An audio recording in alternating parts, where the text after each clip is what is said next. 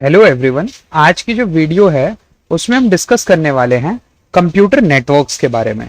और इसको हम ना किसी ऐसे थ्योरेटिकल वे में नहीं देखने वाले, इसको हम based on 25 most probable question या 25 most important question of computer networks के बेसिस पे देखने वाले हैं। तो स्टार्ट करते हैं अपनी वीडियो को पहले क्वेश्चन से, जो हमारा है कि OSI मॉडल क्या होता है एंड TCP IP मॉडल क्या होता है। तो ये ना एक बहुत इंपॉर्टेंट क्वेश्चन होता है जब भी हम कंप्यूटर नेटवर्क की बात करते हैं और OSI मॉडल की बात ना करें या हम TCP IP मॉडल की बात ना करें तो ये कंप्यूटर नेटवर्क्स अधूरा रहता है।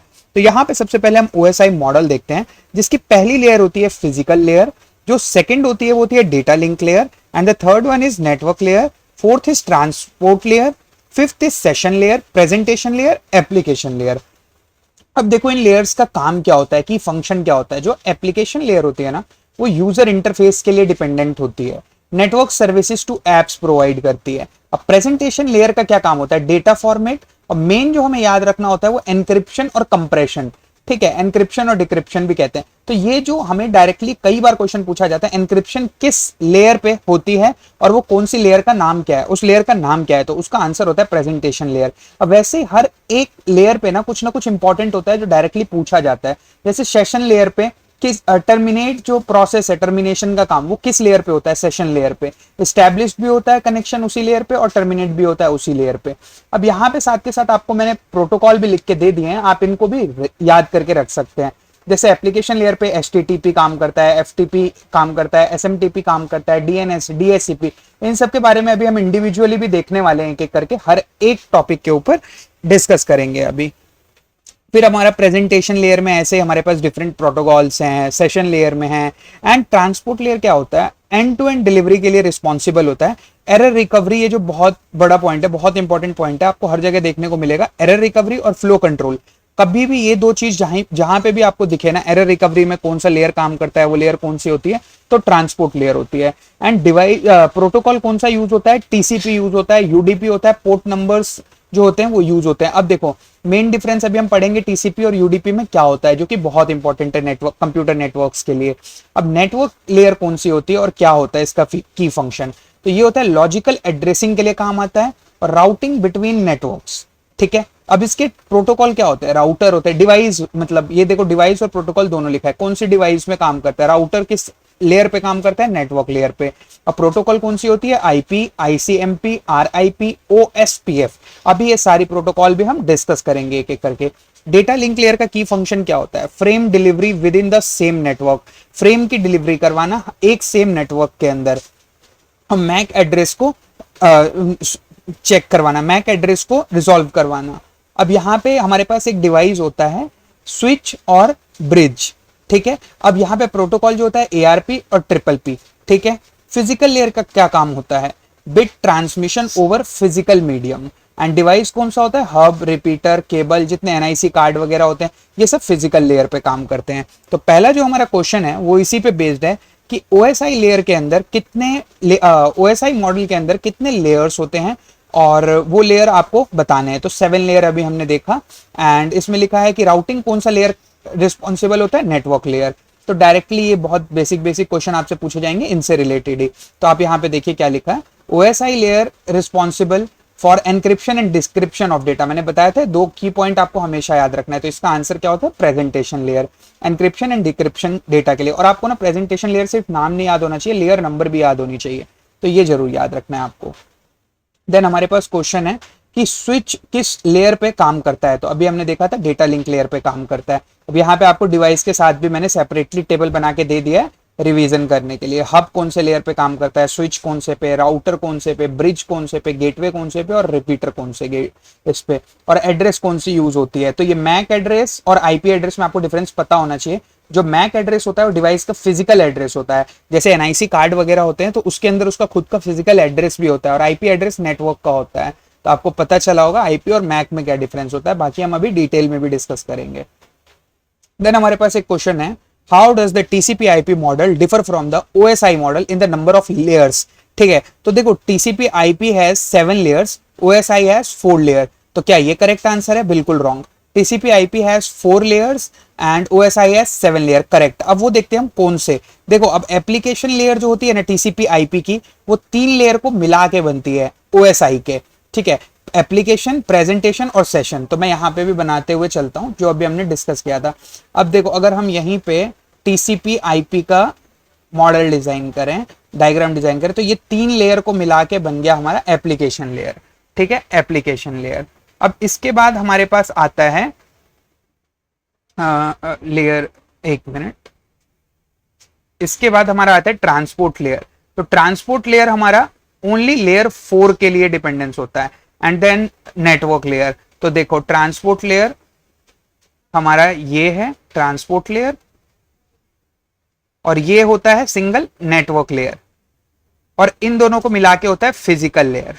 तो ये 4 लेयर होती हैं, application layer, transport layer, network layer, physical layer, जिसकी OSI की ये कंबाइन करके बनती है। अब आप देख पाए होंगे। तो OSI जो है वो एक्चुअल में यूज बहुत नहीं होता। ये एक हम कह सकते हैं कि ये एक हाइपोथेटिकल मॉडल है। जो रियल में यूज होता है वो होता है TCP IP मॉडल।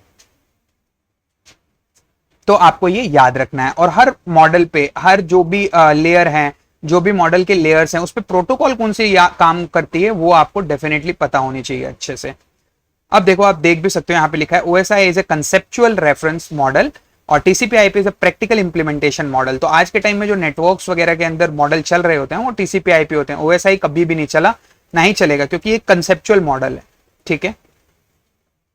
अब यहाँ पे एक क्वेश्चन आता है हमारे पास, which layer provide end to end communication and error recovery. तो मैंने आपको क्या बोला था, एरर रिकवरी से आपको हमेशा याद रखना है कि एरर रिकवरी जो होती है वो ट्रांसपोर्ट लेयर पे होती है। अब ट्रांसपोर्ट लेयर की रिस्पॉन्सिबिलिटी क्या होती है, segmentation, end to end delivery, error recovery, flow control, multiplexing, जिसमें से 2 मैंने आपको बोला था बहुत ज्यादा आपको याद रखना है, error recovery and flow control.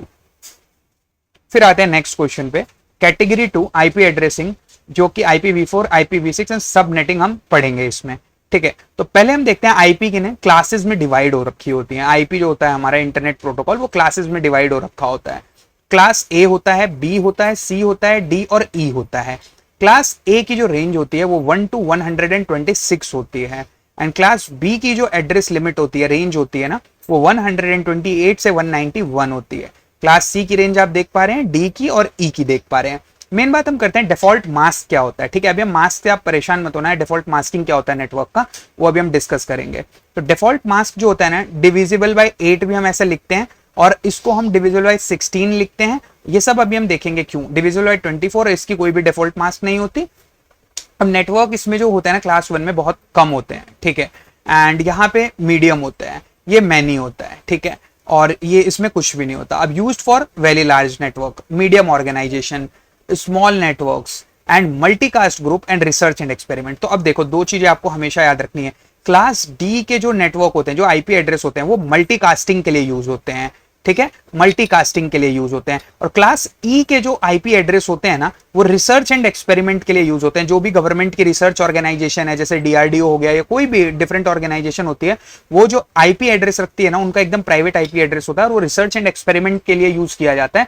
तो ये आईपी एड्रेस की जो क्लास है ना, वो उसको डिवोट की गई है कि आप इस क्लास की आईपी एड्रेस को यूज करेंगे, नेटवर्क को यूज करेंगे। तो यहां से हम एक स्टेप आगे बढ़ते हैं, और जो हमारा नेक्स्ट क्वेश्चन है वो है कि what is the size of IPv4 address and how many unique address does it support. मतलब क्या पूछ रहा है कि IPv4 की साइज क्या है और वो डिफॉल्ट नेटवर्क में मतलब कितने नेटवर्क वो एड्रेस सपोर्ट कर सकता है।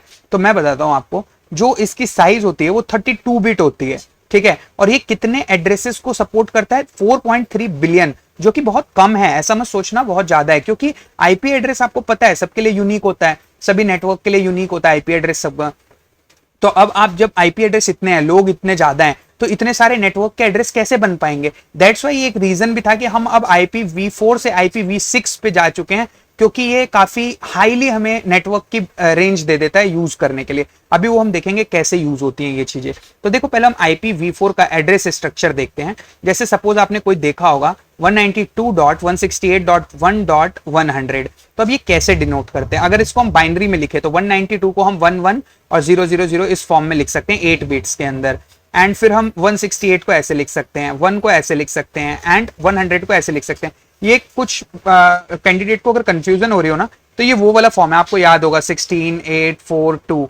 तो हम ऐसे जब हमें लिखना होता था 10 तो हम इसको लिखते थे और इसको 0 लिखते थे, तो इसी फॉर्म में ये बढ़ता हुआ चल रहा है, ठीक है। ये हमने 8 बिट्स में रिप्रेजेंट किया है, ये 4 बिट में रिप्रेजेंटेशन है, तो बस यही चीज है, कोई बहुत बड़ा रॉकेट साइंस नहीं है ये।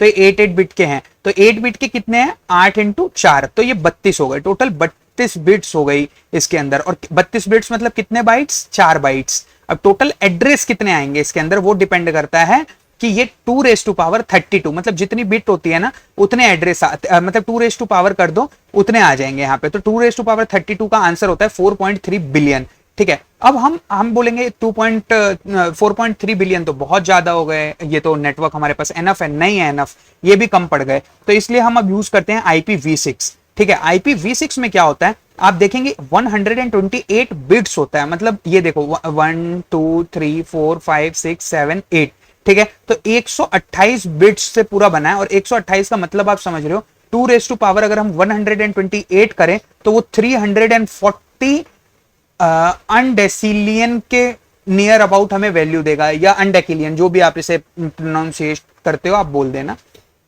एंड इसी वजह से हमारा जो ये मतलब रेंज है कभी भी खत्म नहीं होता, बहुत बहुत ज्यादा अनलिमिटेड है ये हमारे लिए। And which IP address is reserved as a loopback address. Loopback address पता है क्या होता है, आपका लोकल होस्ट वाला एड्रेस, जो आपने देखा होगा ना, लोकल होस्ट वाला एड्रेस होता है ये 127.0.1। आप कभी भी करते हैं अपने खुद के नेटवर्क पे आप आ जाते हैं, तो वो वाली चीज है ये, ठीक है।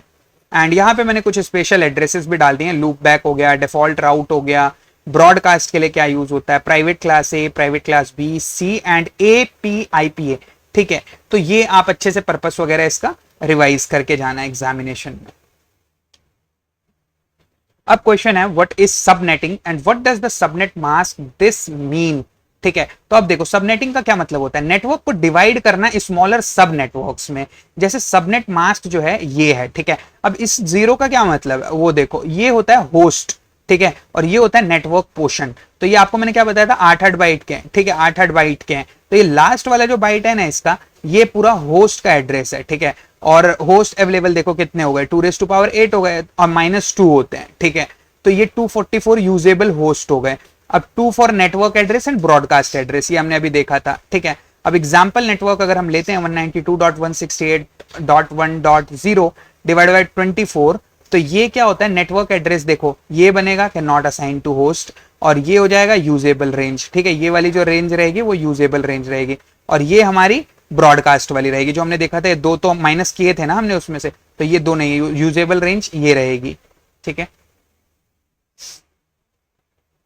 What are the key difference between IPv4 and IPv6? ये अभी हमने देखा भी काफी प्रैक्टिकल लेवल पे, IPv4 क्या होता है, इसकी कितनी बिट्स होती हैं, नेटवर्क बिट कितनी होती है, क्या होती है, सारी चीजें अभी हमने डिस्कस की हैं।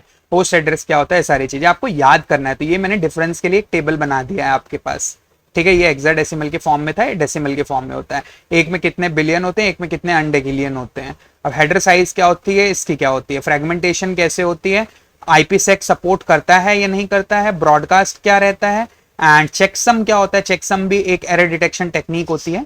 तो कॉन्फ़िगरेशन कैसे होती है, ये कैसे होती है, तो ये आपको याद रखना है। What does DHCP do and on which port does it support operates, ठीक है। तो DHCP क्या होता है, dynamic host control protocol.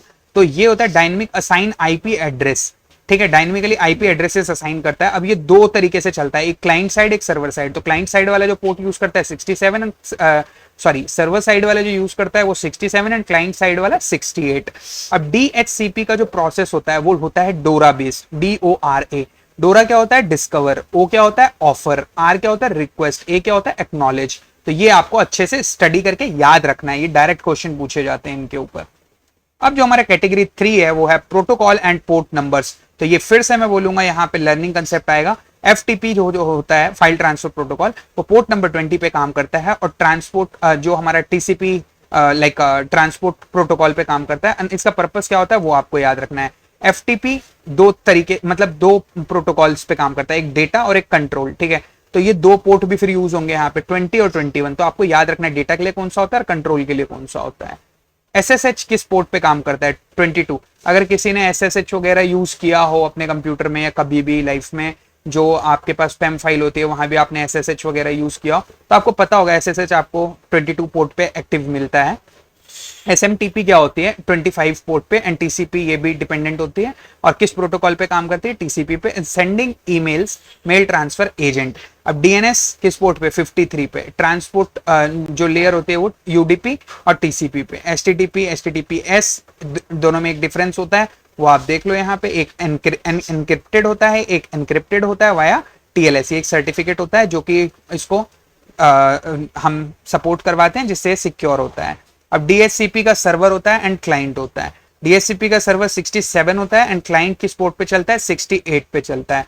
POP3 110 पे चलता है, IMAP 143 पे, RDP 3389 पे एंड टेलनेट 23 पे। तो ये सारी चीजें आपको याद होनी चाहिए और किस प्रोटोकॉल पे काम करता है वो याद होना चाहिए, इनका पर्पस याद होना चाहिए। अब हमारे पास एक क्वेश्चन आता है, what is the port number of HTTPS and why it is different from HTTP। ये रीजन हमें डायरेक्टली पता है, एक पोर्ट 80 पे, एक 443 पे। एंड अभी हमने देखा कि एक प्रोटोकॉल अनएनक्रिप्टेड होता है, एक एनक्रिप्टेड होता है, सिक्योर्ड होता है वाया TLS सर्टिफिकेट एनक्रिप्शन। ठीक है, अब what is the key difference between TCP and UDP। ठीक है, तो मेन देखो, वैसे मेन जो डिफरेंस होता है ना, एक कनेक्शन ओरिएंटेड होता है, एक कनेक्शन लेस होता है। तो एक जैसे अब हम वीडियोग्राफी वगैरह में देखते हैं या कॉल में देखते हैं तो आपको पता चलेगा कि हमें वहां पे काफी हैवी और अच्छा नेटवर्क और हैंडशेक चाहिए होता है, अच्छे से हमें काम कर, तो हम वहां पे UDP नहीं यूज कर सकते। UDP करेंगे ना फ्रेम वगैरह कट जाएगा, कुछ आवाज आएगी, हेलो का है आ जाएगा, लो ही नहीं आएगा, तो फिर क्या फायदा।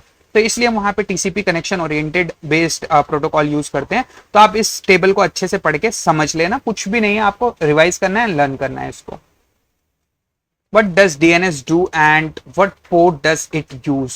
तो DNS क्या करता है और कौन सा पोर्ट यूज होता है? तो इसका काम होता है डोमेन नेम को IP एड्रेसेस पे ट्रांसलेट करना। ठीक है, अब देखो जैसे आप मानो आप लिखते हो google.com। अब ये google.com क्या है? कुछ भी नहीं है, ये जस्ट एक डोमेन नेम है। इसके पीछे कोई ना कोई IP चल रही होती है। ठीक है, IP चल रही है कोई ना कोई, तो उस IP को भी तो ये रिजॉल्व करवाना है ना इस डोमेन नेम से। मैंने बोला shivam.com, तब shivam.com से इंटरनेट नहीं समझेगा, इस IP को कन्वर्ट करेगा इस एड्रेस में।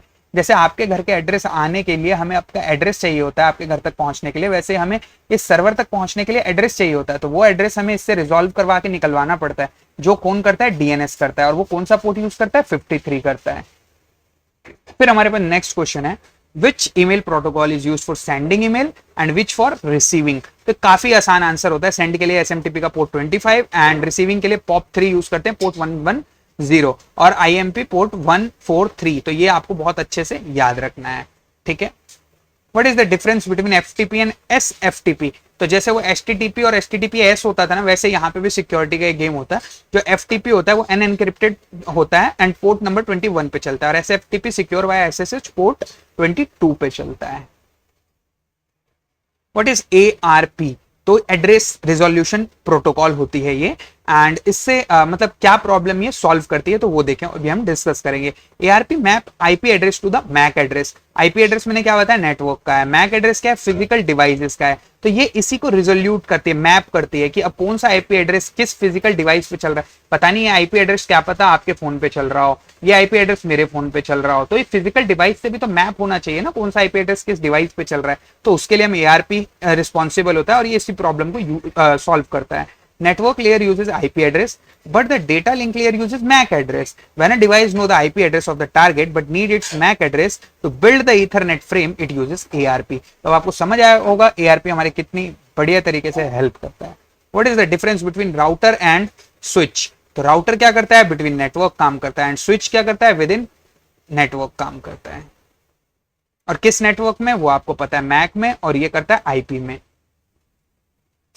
Which routing protocol uses Bellman-Ford algorithm and is limited to the 15 hops? ठीक है, अब देखो यहाँ पे मैंने RIP तो डाल दिया है, राउटिंग इंफॉर्मेशन प्रोटोकॉल, बट मैंने उससे इंपॉर्टेंट चीजें सारी प्रोटोकॉल के लिए डलवा दिया, आपसे ऐड करवा दिया यहाँ पे, कि आपको और भी ऐसा ना हो कि सिर्फ इसी के लिए पूछा जाए तो आप इसके लिए ही सीख कर जाएं। OSPF के बारे में आपको जानना चाहिए, open source path first Dijkstra use करता है, एंड बॉर्डर गेटवे प्रोटोकॉल कौन सा एल्गोरिथम यूज करता है? Path vector, and enhanced IGRP कौन सा? डिफ्यूजिंग अपडेट, एंड ये बेलमैन फोर्ड जो कि डिस्टेंट वेक्टर का यूज करता है। और मैक्सिमम होप्स हमें याद रखने होते हैं, मेनली इन दोनों के बहुत ज्यादा यूज होते हैं। और what is net, network address translation. तो जो लिनक्स यूज करते हैं उनको तो काफी इससे पता होगा, इसका आइडिया होगा, बट जो नहीं यूज करते वो हम देखते हैं। ये क्या करता है, प्राइवेट एड्रेस को पब्लिक एड्रेस पे ट्रांसलेट करता है, ठीक है। अब देखो नेट की जरूरत क्यों पड़ी, IP address has only 4.3 billion addresses, ठीक है, not enough for every device. Solution use private IP ranges internally, ठीक है, plus NAT at boundary, boundary पे नेट लगा दो और प्राइवेट आईपी एड्रेसेस यूज करो। जैसे देखो एक एग्जांपल, टेलर पीसी 1 है, टेलर पीसी 2 है, एटीएम मशीन है, मैनेजर का कंप्यूटर है, ये सब एक पब्लिक आईपी से शेयर कर रहे हैं, पब्लिक आईपी शेयर कर रहे हैं। और राउटर का जो पब्लिक आईपी है वो ये है, जो कि इंटरनेट सर्विस प्रोवाइडर आईएसपी देता है, ठीक है। ये सारी फुल फॉर्म्स भी आपको लास्ट पेज पे मिल जाएगी, मैंने ऐड कर दिया। तो नेट ट्रांसलेशन टेबल ना इस तरीके से मैप करके रख देता है कौन सा आईपी प्राइवेट का किस पब्लिक आईपी से कनेक्टेड है। तो अब यहाँ पे बेनिफिट क्या होता है, 254 internal devices share one public IP. तो देख रहे हो कितनी बचत हो रही है यहाँ पे आईपी एड्रेसेस की। What is difference between static routing and dynamic routing. Static routing क्या होती है, मैनुअल राउट करना पड़ता है। डायनेमिक में auto learn via routing protocol. तो जो अभी हमने राउटिंग प्रोटोकॉल पढ़े थे उनके थ्रू ये ऑटो लर्न करता है एंड उस प्रोटोकॉल को यूज करता है। अब देखो यहाँ पे स्टैटिक डायनेमिक राउटिंग और डायनेमिक राउटिंग के डिफरेंसेस मैंने लिख दिए हैं, आपको ये पूरे अच्छे से याद होने चाहिए डिफरेंसेस। देन हमारे पास आती है कैटेगरी 5 जो कि लास्ट कैटेगरी है, network security topologies and miscellaneous questions. तो हमारा 21वां क्वेश्चन जो है वो है फायरवॉल क्या होता है और ये किस तरीके से नेटवर्क को प्रोटेक्ट करता है। तो फायरवॉल क्या होता है, security system monitoring control traffic based on rules. तो हमारे कुछ सेट ऑफ रूल्स होते हैं, जैसे आपके घर के अंदर भी गेट पे आपने रूल लगा रखे हैं कि कौन आपके घर में एंटर कर सकता है कौन नहीं कर सकता। तो किसी सर्वर पे भी हम इस तरीके से प्रोटोकॉल लगाते हैं कि हमारे इस सर्वर पे, सपोज आप मेरे सर्वर पे डॉस अटैक कर रहे हो, बार बार आप डिनाइल ऑफ सर्विस के लिए वो कर रहे हो कि इतने ज्यादा आप मेरे पे बल्क में कुछ सर्वर को हिट कर रहे हो, किसी एपीआई पे हिट कर रहे हो कि उस पे दिक्कत है और रेट लिमिटिंग नहीं लगी। तो मैं चाहता हूं, तो मैं अगर चाहूं तो मैं आपके लिए पर्सनल आपकी आईपी एड्रेस के लिए मैं उसको बाउंड कर सकता हूं कि आपका हिट एक भी मेरे सर्वर पे अब नहीं आएगा। तो वैसे उसके फायरवॉल के अलग अलग टाइप होते हैं। तो आप देखो यहाँ पे, जैसे देखो पैकेट फिल्टरिंग क्या होता है, check IP port header only. और ये देखो block traffic from suspicious IP. तो ये पैकेट फिल्टरिंग वाला काम मैंने जो अभी आपको बताया, ये देखो ये इस काम को ये करता है ये फायरवॉल। अब स्टेटफुल इंस्पेक्शन, तो allow return traffic of valid sessions. Application WAF, block SQL injection on banking portal. ये तो एक एग्जांपल है, आप कहीं भी देख सकते हो, ठीक है। Firewall, proxy firewall, bank web proxy for internet access. NGFW, modern bank parameter securities. तो आपको पता लगा फायरवॉल क्या है, किसी भी तरीके से सर्वर पे restrictions, rule of set of rules बनाना कि किस ट्रैफिक को कंट्रोल करना और ट्रैफिक को किसको आने देना है किसको नहीं आने देना, ये चीजें हम फायरवॉल के थ्रू करते हैं। तो ये एक तरीके का सर्वर के लिए सिक्योरिटी गार्ड आप इसे मान सकते हो। अब हमारे पास क्वेश्चन है कि what is VPN, how it is work. तो वीपीएन आपने काफी यूज भी किया होगा गेम्स खेलने के लिए और काफी काम के लिए, तो आपने इसको यूज किया होगा वर्चुअल प्राइवेट नेटवर्क को। कभी हम वेब की भी मतलब डिजाइनिंग वगैरह भी करते हैं ना, तो हमें टेस्टिंग करना होता है कि अब ये मान के चलो यहाँ इंडिया में ऐसे चल रहा है, यूएसए वाली साइड से किस तरीके से हिट होगा, वहां की साइड से मतलब अगर यूके की साइड से कोई इसे देखे हमारी वेबसाइट को क्या दिखेगा, हमारी कैशिंग लोड हो रही है नहीं हो रही, हमारा सीडीएन वर्क कर रहा है या नहीं कर रहा है। तो इसके लिए भी हम वीपीएन का काफी यूज करते हैं। And VPN virtual private network use case क्या होता है कि आपको मैंने बताया, एक देखो encrypted tunnel over public internet for private communication. तो प्राइवेट कम्युनिकेशन के लिए एक टनल क्रिएट करना, एनक्रिप्टेड टनल, जो कि पब्लिक इंटरनेट को एक्सेस करने में मदद करता है। In which network topology does a single cable failure bring down the entire network. तो इसका आंसर होता है बस टोपोलॉजी, क्योंकि इसमें अगर एक भी नोड फेल हुआ, बस टोपोलॉजी में अगर एक भी नोड फेल हुआ तो पूरी कनेक्शन को रोक के रख देता है, ठीक है। तो बस टोपोलॉजी। अब इसके बाद हमें स्टार टोपोलॉजी भी पढ़ना है, all device connected to the central hub और स्विच। रिंग टोपोलॉजी भी पढ़ना है, devices in circular chain. Mesh topology भी पढ़ना है, every device connected to every other. Tree topology भी पढ़ना है, हायरार्किकल स्टार टोपोलॉजी। और इसके पॉइंट ऑफ फेलियर भी देख लेना आप क्या होते हैं, एंड कॉस्ट देख लेना किसका हाई होता है किसका मीडियम किसका लो, और यूज किस तरीके से होते हैं कैसे होते हैं। अब हमारे पास एक क्वेश्चन है, what is difference between bandwidth and latency, ठीक है। तो बैंडविड्थ क्या होता है, maximum transfer rate, and latency क्या होती है, डिले। अब जब हम गेमिंग वगैरह करते हैं ना, तो वहां पे हम ये नहीं पूछते बैंडविड्थ क्या है, वहां पे हम देखते हैं लेटेंसी क्या है। पता है क्यों, डिले कितने मिली सेकंड का है। आपने कभी अगर सेकेंडरी मॉनिटर देखा हो या मॉनिटर खरीदा हो, तो आप वहां पे देखते हो लेटेंसी क्या है इसकी लेटेंसी जितनी कम होगी उतना बेटर होगा, क्योंकि रिस्पॉन्स टाइम उतना बेहतर होगा। तो और बैंडविड्थ क्या होता है, मैक्सिमम ट्रांसफर रेट, कितना ट्रांसफर किया जा सकता है एक टाइम फ्रेम के अंदर डेटा को। लास्ट क्वेश्चन है हमारे पास, what is ICMP and what is its purpose used for. ठीक है, तो ये हमारा जो आईसीएमपी होता है, ये होता है error reporting and diagnostic protocol. तो आप समझ पाएगा पिंग। अब जैसे पिंग क्या होता है, मान के चलो कोई सर्वर है, अब वो सर्वर हर मिनट मेरे को देखना है कि वो चल रहा है या नहीं चल रहा है। तो एक जो बहुत पहला यूज होता था ना, आज भी होता है कई जगह पे, पिंग एंड पोंग चलता है, सिस्टम होता है ये। तो हम अगर सर्वर को पिंग करते हैं ना, तो वो हमें पोंग रिप्लाई देता है। तो इससे हमें पता चलता है कि सर्वर हमारा अप टाइम में है अभी, मतलब वो डाउन टाइम में नहीं है, सर्वर एकदम एक्टिव है। तो ये एक तरीका होता है, और इस तरीके की चीजों से हम पता लगा पाते हैं कि सर्वर हमारा एक्टिव है या नहीं है। तो ये जो आईसीएमपी है वो इस तरीके के कामों में हमारी काफी मदद करता है, error reporting and diagnostic protocol, ping and trace route. तो यही था हमारे 25 क्वेश्चंस में। एंड एक लास्ट शीट में मैंने आपके लिए यहाँ पे क्विक रिवीजन के लिए लगा दिया है कि हर एक चीज वन लाइन रिकॉल में आप किस तरीके से सारी चीजों को समझ सकते हैं। जैसे अगर हम बात करें यहाँ पे, आप देख सकते हैं ओएसआई मॉडल क्या होता है, आपको पता लगे सातों लेयर, एनक्रिप्शन लेयर क्या है, स्विच लेयर क्या है, टीसीपी आईपी वर्सेस ओएसआई में क्या डिफरेंस है, transport layer, DSCP and ARP, route versus switch, firewall, VPN, बस टोपोलॉजी, आईसीएमपी, सारी चीजें एक साथ आपको देखने को मिल जाएगी। तो अगर आपको वीडियो 1% भी हेल्पफुल लगी हो तो वीडियो को लाइक कर देना एंड चैनल को सब्सक्राइब कर लेना, क्योंकि हम नेक्स्ट वीडियो जो लाएंगे वो इससे भी बेस्ट होने वाली है। और सारे टॉपिक 1 by 1 कवर करने वाले हैं। इसमें जितने भी टॉपिक हैं, कंप्यूटर नेटवर्क्स के हों या हमारे ऑपरेटिंग सिस्टम के हो या ऑब्जेक्ट ओरिएंटेड प्रोग्रामिंग के हो, और वीडियोस हमारी डल चुकी है। तो अगर आपको लगता है अच्छा, आपको एक्सप्लेनेशन बेनिफिट हो रहा है विद 25 क्वेश्चन सीरीज, तो आप पुरानी वीडियोस भी देख सकते हैं। तो मिलते हैं नेक्स्ट वीडियो में फिर से किसी इंटरेस्टिंग टॉपिक के साथ।